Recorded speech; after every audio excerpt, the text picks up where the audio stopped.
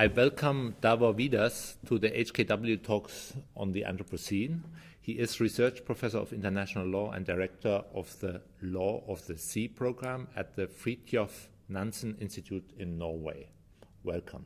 Thank you very much. Thanks, Led. You are a member of the Anthropocene working group, and most of these members of the group are geologists. Yes. How do you find a common language, you as an expert on international law and these geologists? That's a very good question to start, Bernd. And certainly we will probably find an easier language speaking about the Anthropocene. But if you would ask a lawyer what he or she thinks about the Anthropocene, why is this relevant for law? And believe me, I've asked many so far. The answer you would receive from most is approximately anthropo what? To be frank, most lawyers, most of my colleagues, international lawyers, practitioners, theoreticians, have really never heard about the term. Why? It is not a legal term. Yes. You know, in law, when something is not a legal term, when something is not in a system, it is irrelevant. But in general, I mean, the Anthropocene is basically an idea in the making. It's not yet really disciplinary defined, or is it? I would say,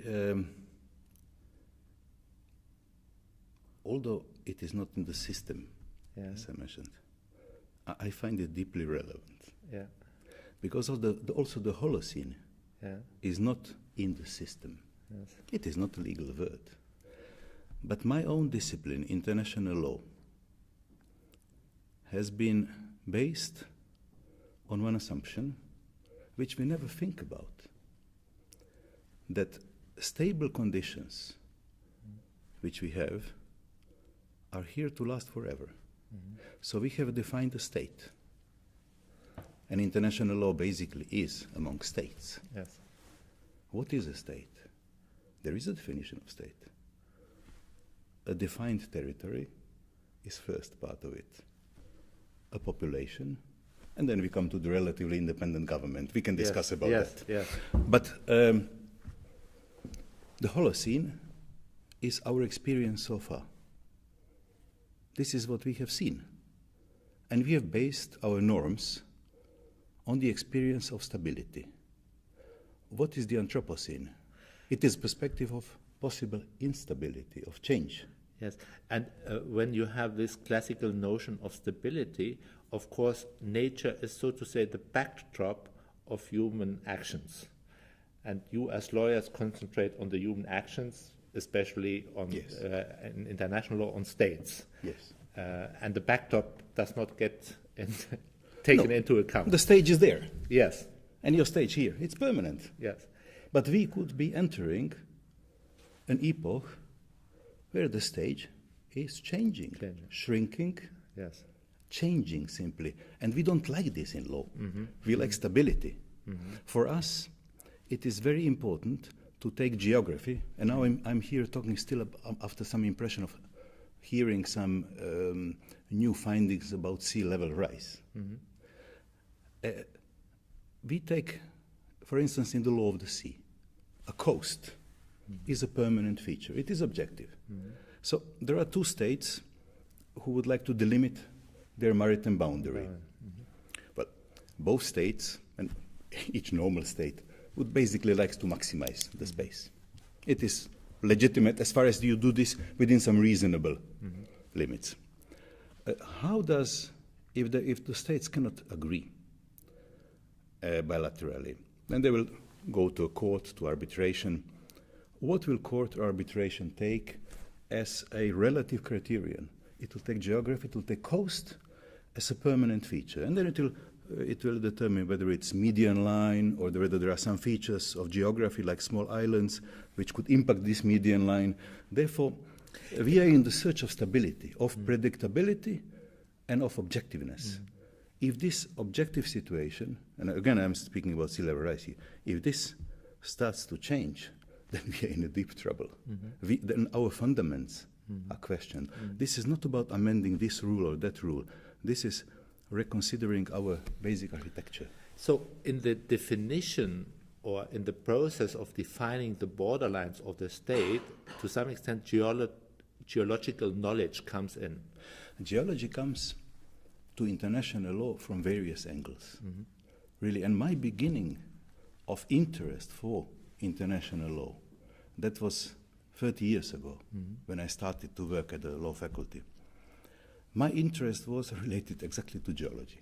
And that was something quite different than the Anthropocene. That was continental shelf as a concept. You see, after the Second World War, 1945, there was a new initiative at that time given by President Truman, US President Truman, that there are many oil deposits which lie outside of the borders of sovereignty on the sea. And that is the outer limit of territorial sea. And that it is legitimate to take possession of those hydrocarbons from the seabed due to the fact that there is a geological unity under the sea, that continents do not stop where you see the coast at the water, but that they go under the water. There is a continental shelf, and therefore, by the virtue of having a coast, you can penetrate deeper, and you can take this oil under sovereign rights. Now, this is the first time where geology has crucially impacted the development of the law of the sea on the geological foundation of having sediments beyond the sovereignty lines. The entire system of international law has changed. And today we have a very big construction which is called Law of the Sea Convention, which was negotiated for this reason. Okay. You gave a perfect example where geology enters politics. The geologists, the knowledge of the geologists used to define, so to say, political strategies, were they conscious of how their knowledge was used in the political arena? Were they active participating in these talks? I would say politicians were conscious of how geological knowledge could be used. I think so. Yeah. I'm not sure about geologists. Yeah. But lawyers at that time, they fought some years after. Of course, lawyers always have to make a treaty in international law. We have to codify something. It cannot be on political initiatives given by presidents. It has to be formalized as law. And in international law, we used international treaties. In 1958, the movement was so strong, so many countries have proclaimed continental shelf, that there was a need for an international convention, international treaty, and there was a convention on the continental shelf. When it was negotiated, of course, always there is a question of limit, how far you can go with this. And then the limit was, there were two limits, basically, or two criteria. There was a limit of 200-meter depth. There was one other, which I'll tell maybe later. This of 200 depth was because the lawyers who took part in, legal experts, who took part in negotiation, considered that technology will not develop beyond those 200 meters for quite a foreseeable time. They were very wrong. And therefore there was another criterion.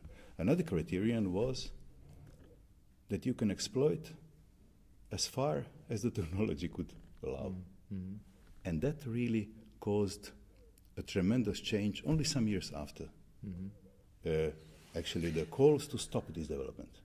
So basically, the motive behind it was to get the oil reserve, gas reserves of the sea. Clearly, yes. Very short answer to that.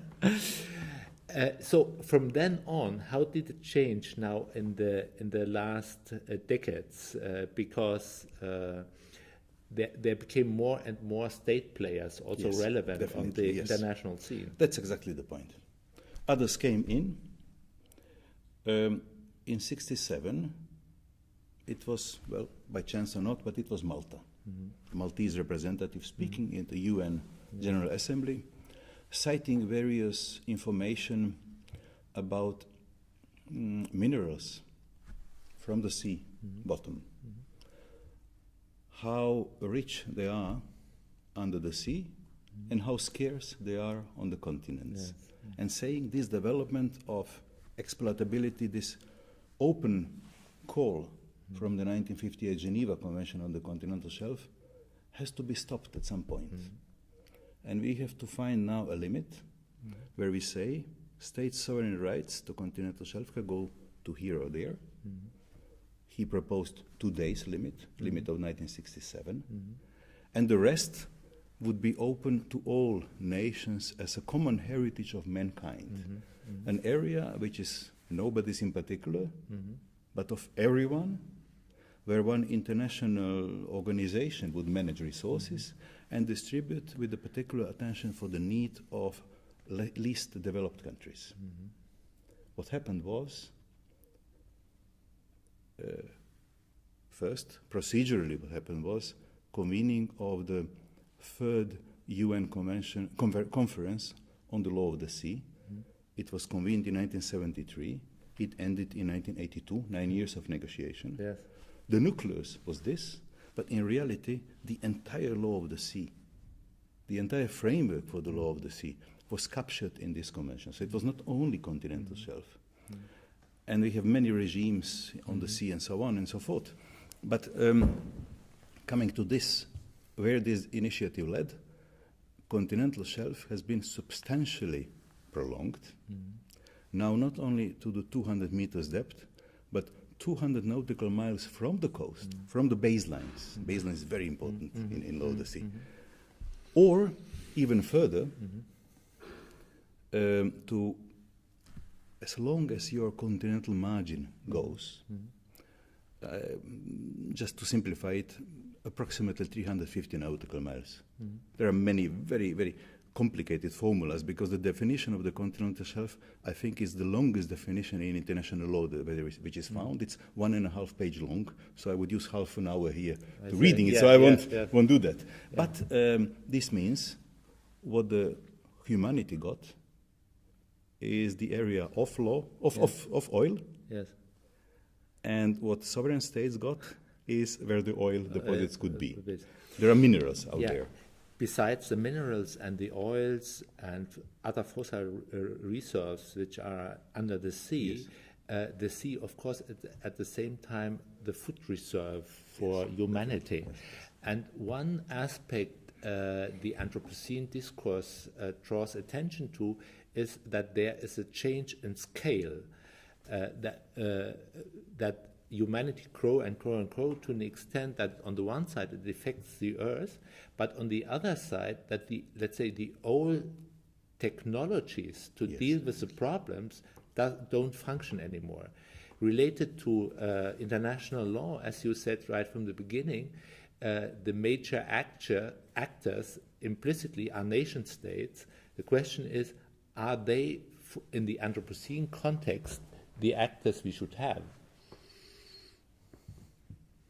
It is a big question. And of course, what could be alternatives? What could be the alternative? Yes. Well, there are many traps on this way. Yeah.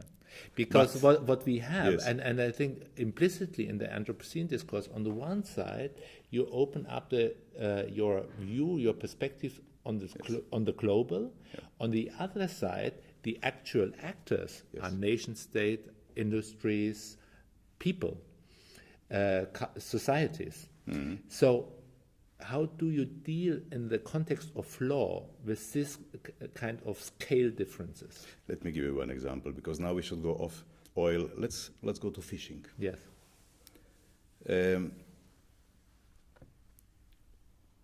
When the law of the sea was established as a discipline, one could say, I would put 1609 for that. Yes. Hugo Grotius, Mare Liberum. Yes. And in a long period after, it was considered that fishing resources in the seas and oceans, in contrast to those in rivers, are inexhaustible. You can fish as much as you wish, always there will be a lot of fish. We know this is not true. Stability of nature, which we talk about. Yes, but of course we know that at that time, with that technology, perhaps, probably not in all areas, because close to the coast you could overfish, but you couldn't further than that. Yes. Now, of course, today, look at us. When my father was born, there were that was in mid-20s, there were 2 billion people on the earth. Before that, 125 years before that, There was the first billion in the entire history of human population, took 1 billion. When I was born, 1960, there was exactly in that year there was a third billion. Now we are over 7 billion. So only in my lifetime there are more people on the earth than in the entire human history before. So first, we are big in numbers. Second, there is what has enabled that? This is this huge acceleration of technology which we are using. This is a mutual reinforcing cyclus. And of course we need food, we need proteins, we fish, and we have overfished considerable fish stocks. I couldn't give numbers now. We can read FAO reports, but important fish stocks are overfished, others are on their limits, some are extinct, and there is not much of healthy fishing, so to say. So you were asking about state actors here. Look how this functions. What you have at stake is regulation through international conventions. States are parties, they have rights, but they have responsibilities. So they can grant a flag to a ship. And then their role is really to abide by what they have written under, and to control whether ships do that. Well, there was a ship involved in illegal fishing, which had, when they caught the ship, which had 26 different flags in the bunker. So they were simply changing the flag. States are, of course, actors, but state acting can be misused to a grave extent. And this is this issue of flags of convenience. But it's not the issue only at sea. You can't regulate it at sea. These are financial flows which go within the states. There are beneficial owners. You don't know who they are. So, of course, that the state as an actor is important here, but it's by no means the only actor. These are capital flows which are here. Last question. What the Anthropocene is also bringing out is a new relationships between human actions and natural flows. For example, if we are, as humans, influence the climate, then, of course, the climate influences, again, human actions. And quite often the actors who influence the climate are not the victims of the climate. What does that mean for responsibilities in the context of law? Are there new developments going on? How one tries to categorize these processes in order to define the perpetrator and the victim in a new way? There certainly are developments in international law. There are many negotiations, there are conventions and conferences. But in law, responsibility is a very important, and liability is a very important notion. How will you trace who is responsible exactly? Because causal link for us is the key in law. By the time we trace all the causal links and to get prosecuted those who are guilty, I think we will already be overwhelmed by the consequences of the climate change. So probably now we already have to think that consequences will be there, and that we need, of course, that we all the time need to think about mechanisms to prevent. But I think that we are in the point of time, and this is why I'm very interested in this Anthropocene working group, that we are at the point of time when we have to recognize consequences will be here, and we will need to do what humans have always done, and even before the Holocene. You know, everything in this room is Holocene. Your suit, my suit, this microphone, this camera, everything is Holocene. Only one thing is not Holocene. That's you and I, as a species. What humans have always done, they have always adjusted to climate. We are much more characterized by adjustment to climatic conditions than, let's say, by state as such, or by HKW as such, if you wish, or by universities or so. So, but now, since we have many mechanisms, we have developed a fantastic, huge civilization, we will have to use all our potential for what I would say is maybe beyond law now. We have shown a very high technological intelligence. But have we shown Earth system intelligence? That is a question now. Yeah. And it reflects even on law, even on law. We will have to come at a stage where we, in a way, find the way for that question into the law. Yes. I mean, it brings us back to the beginning, where you said we are used to treat the world as stable and not in flow. Yes. So basically the question is also for law, how to reshape its categories in order to deal with this kind of integrated processes. Definitely. Where you don't have stable objects, stable actors and victims on a scene. Huh? Yeah. It is. That is the core question, the core challenge. And I must say it's a very tough one. But it's much already if we recognize that this is a challenge. Yes. We don't have answers. Yeah, of course. Yeah. But this is where I find also the importance of the outcome of the Anthropocene working group, which is mostly composed of geologists. Yeah. If they formalize, if they find that there is enough geological evidence to validly formalize the Anthropocene as a new geological time unit, this will bring immense effect on our awareness raising, be it for law, be it for politics and international relations, for economy, for many fields. So here I think this is a big value of this Anthropocene working group, although it's a scientific, it's a very closed community. No, I can definitely say also in the cultural field it will have a lot of implications, and we are working on that at the moment. So, Davor, thank you very much. Thank you for this conversation. No, thank you very really much. Great. Thanks.